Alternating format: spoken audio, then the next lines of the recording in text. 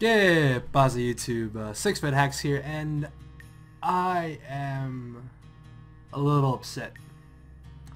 I just did this live. I just recorded this live. It was 4 really good battles. Pretty solid games. And I didn't record the audio. I wanted to break something in half. But what I decided to do was just post commentate over the replays, not how I do like with regular replays, you know, how I just narrate one battle. This I'm just gonna kind of go through them like it was a live, not pre-watching them and just kind of, I don't know, you'll see what I mean. But just I hope you guys don't mind, and just I'm sorry guys, but I'm really crunched on time. No face cam because tired and just again really crunched on time right now, but I did have time to record. I have a little bit of extra time to try and do this, hopefully. But just, yeah, if you guys do enjoy, make sure to leave a like. If you may have missed my update video from yesterday, a link to that will be down in the description. Please check that out and let me know what you guys think about the stuff that will hopefully be coming to the channel and our upload schedule as it is now.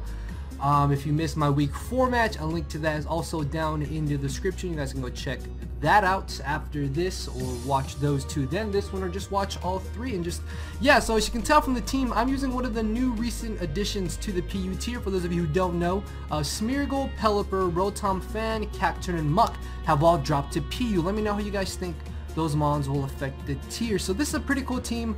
I've been wanting to try out. The basic idea behind it is sticky web, and well, yeah, that's kind of the basic idea behind it, sticky web. I did actually make this team, believe it or not. I've been playing PU quite a bit recently, and I wanted to use some fun stuff. So we have sticky web here. Rocks explosion on Smeargle actually is gonna really come in handy, does really come in handy.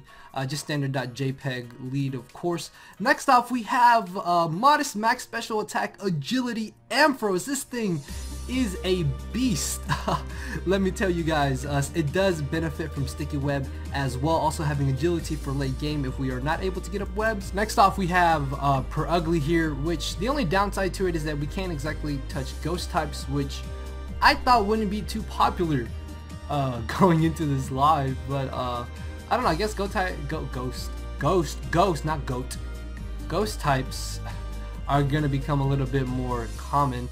Next off, we have a pretty cool Misdreavus, and normally when you see Misdreavus, they are defensive, but this is a sub-nasty plot variant, which is something I used for a bit in Black and White 2 NU, and it was an absolute monster, so I'm really hoping to show it off in the live. Next off, we have our Safety Net and Sash and Sash Kadabra. We have Encore and Thunderwave as opposed to having Hidden Power fighting over one of the 2, because we have Monferno here.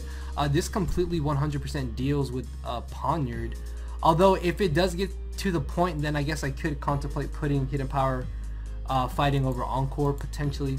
But yeah, that is a quick intro to the team, guys, and let's get into the first of the replay. So here we are facing Chatot Stall. Hold on. Yeah, it's fine. So we are facing Chatot Stall. So again, I didn't rewatch this, so it's gonna kind of be fresh in my mind, so I'm gonna commentate it as I go along. So looking at leads, I thought that maybe he would want to lead with the Zebstrika or the Cacturn, both of which can not knock out Smeargle, obviously. And I will be able to outspeed Cacturn and Dark Void it if I really wanted to, or I can just get up my web or get up my rocks. So yeah, obviously my best lead. Oh. Whoa, okay, I haven't done this in, okay, hold on, see, this is stuff that I cut out from regular replays. So, he's gonna lead off with the Kadabra, as I'm gonna lead off with my Smeargle. I'm gonna go straight for the rocks as he ends up getting behind the substitute. Now, because he is able to outspeed us and knock us out, then what I'm going to do here is actually go for the explosion. The best play for me to make there was go for the explosion. Yes, I could have gone for the webs, but honestly webs do not benefit us whatsoever. This way I'm able to now just bring in Per Ugly, and I can safely go for a U-turn. I don't have to risk going for fake out. I can just safely U-turn. I could have returned if I predicted the Pelipper, or I could have returned in general on this Mawile to get off a little bit more damage, but instead I can now U-turn into my Ampharos, and Ampharos is going to put the team on his back this match. I actually just remembered this game. Ampharos is about to just go off right here. So I am max special attack. Yes, he does have a Zebstrika. He also has a Pelipper, which is why I'm pretty positive that he's not going to want to switch out. So what I'm going to do is just go straight for a Focus Blast, and the other reason I Focus Blasted was on the off chance that he wanted to bring in Zebstrika. As he brings in Kadabra, I'm positive I can live any one hit and I'm going to be able to just knock out this Kadabra, which is really great because now I no longer have to worry about it.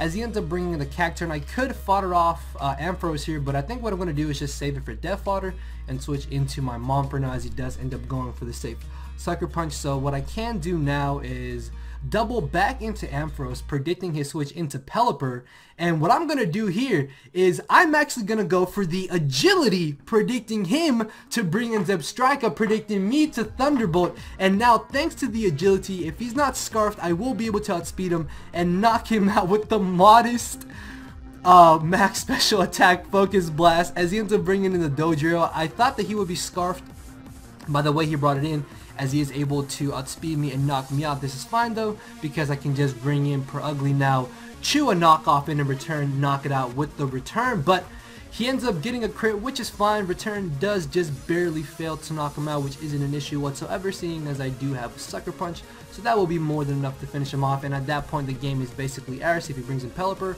I can just leave him Per Ugly to Sucker Punch it. If he, not Sucker Punch it, but return it. If he brings a Cacturne, I can switch out. Montferno comes in.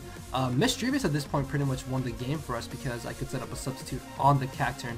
And my opponent's rating was 1530, so he definitely knew what he was doing there, and we just kind of picked them apart. So moving on to the next game, this is also another pretty solid match here. Let me switch the sides for you guys. Let's reset this. So yeah, my opponent's team looks like it's based off of entry hazard stacking with Crustle. Misdreavus could be a bit of a nuisance because ghost types are a bit of an issue to this team, especially because Per Ugly cannot touch Misdreavus. Electrode could be a problem depending on what kind of set it is, but if I am able to get up my webs, which he cannot get rid of, then that'll be really good for me. So on the off chance that he did lead with the Crustle, I'm going to lead off with my Smeargle. Unfortunately though, he leads Misdreavus and he is running enough speed to outspeed Smeargle, so he's going to taunt me. That did cross my mind, but still staying in I think was the better play for me to make there. Worst case, I guess he could have substituted and then nasty plotted and swept through my team, but luckily that does not happen. So here I'm going to switch into my Montferno, hoping that he would go for the Will-O-Wisp, but he ends up going for the Dazzling Gleam, and I end up making a pretty aggressive play here, and I stay in and just Flare Blitz. Montferno pretty much destroys his entire team with its dual stab, but Misdreavus is just such a huge nuisance to my team. Ultimately, I decided just to go straight for the Flare Blitz to get off damage on this Misdreavus and hopefully bring him down to where I could just easily revenge kill him. As he knocks me out with the Dazzling Gleam, obviously I cannot bring in Smeargle, so I'm going to bring Kadabra. I'm going to go straight for the Psychic, and it just barely lives on 1%. Now, a fun fact, if this was standard Floatzel, Psychic only does 90% max.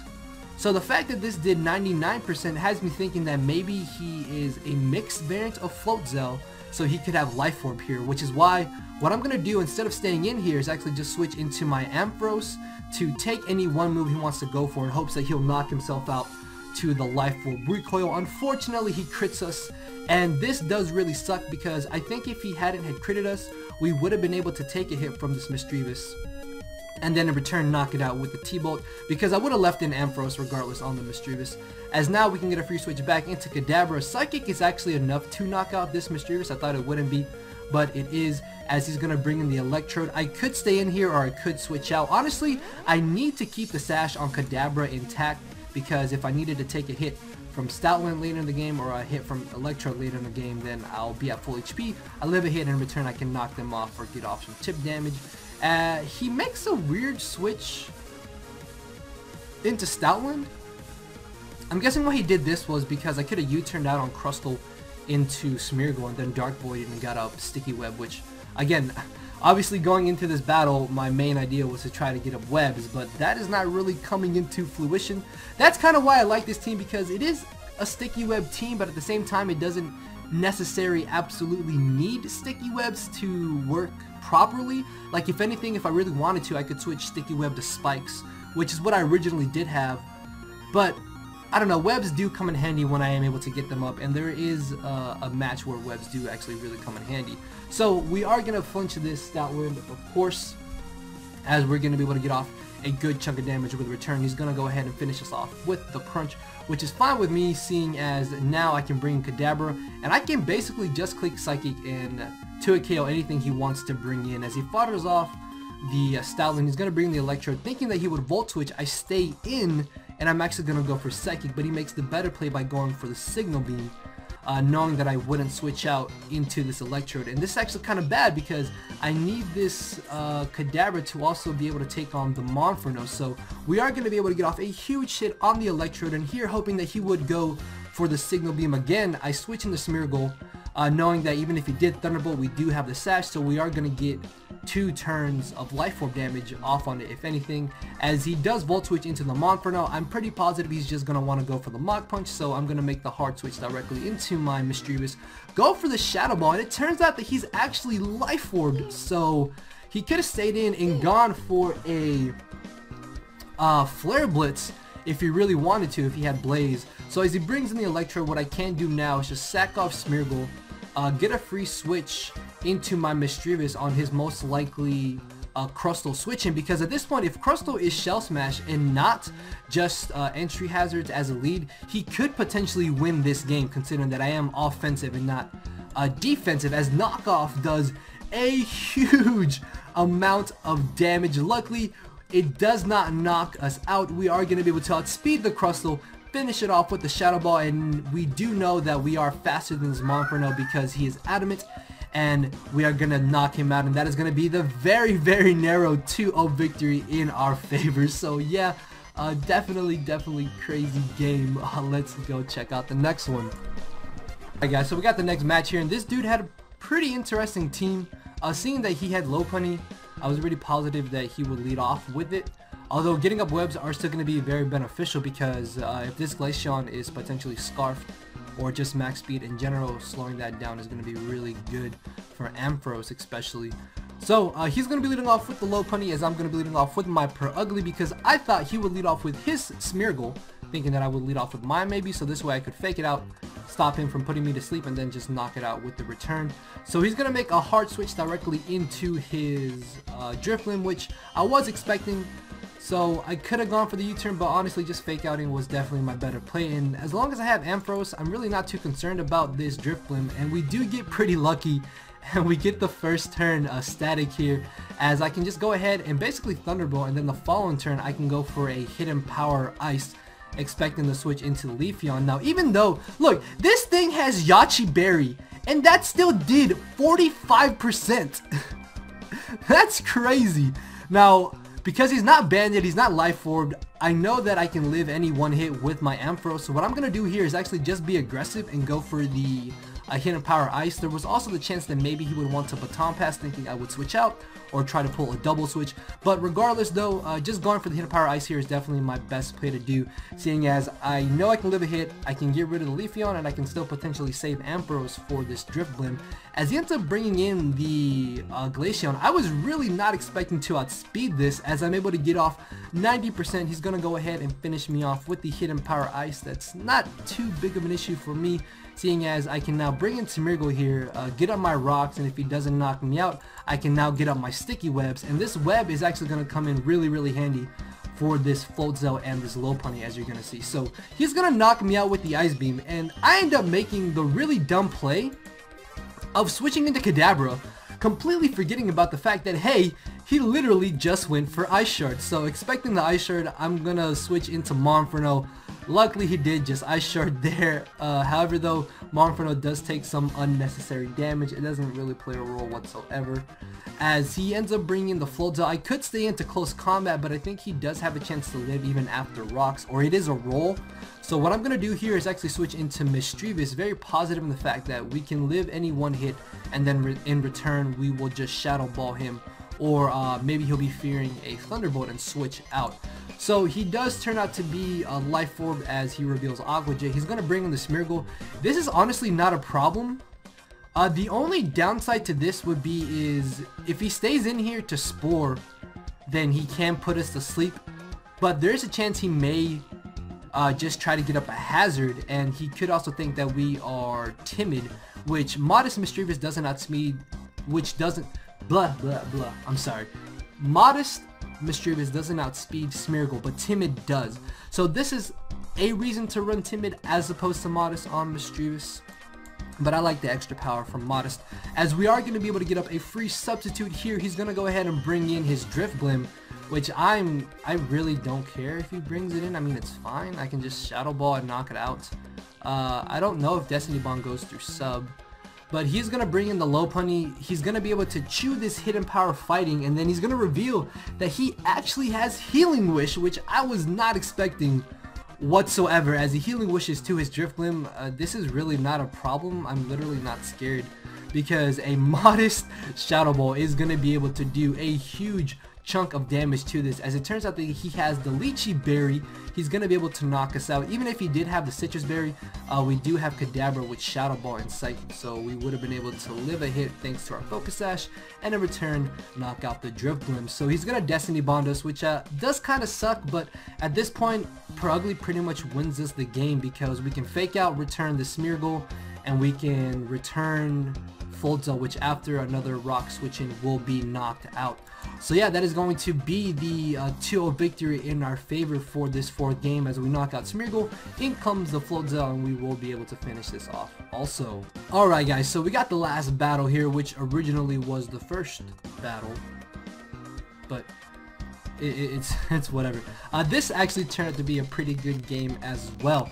So looking at my opponent's team, webs really don't come in handy that much. They would be nice for the Leafeon, but he does have this Poniard, so he could get +2 speed. So I'm probably not going to want to get up Sticky Webs. My main priority is going to be to get up Rocks going into this match.